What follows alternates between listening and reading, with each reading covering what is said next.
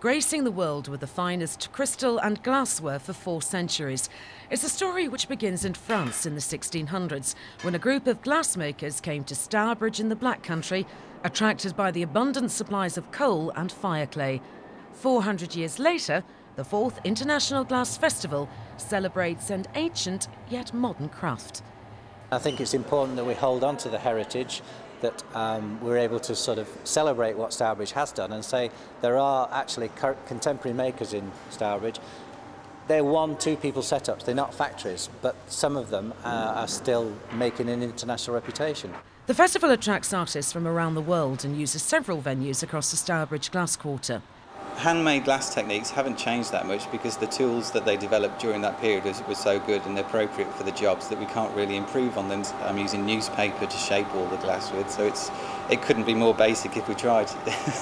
The golden age of Stourbridge glass came to an end probably in the 1980s. This exhibition space is particularly poignant. 30 years ago, it was the thriving Webb Corbett factory. It was taken over by Royal Dalton for a short while, but around 20 years ago, it finally closed. In spite of rising production costs, factory closures and recession, Stourbridge glass is far from finished. It's a struggle like for everyone else, but instead of big firms necessarily, it's more like one-off single people making limited editions of stuff and glass art, that kind of thing. But there's definitely still a thriving glass community here.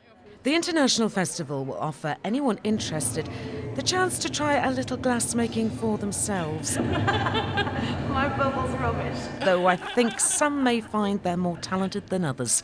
The days of the large factories may be gone, but creativity in glass in Stourbridge fights on. Lindsay Doyle, BBC Midlands Today, Stourbridge.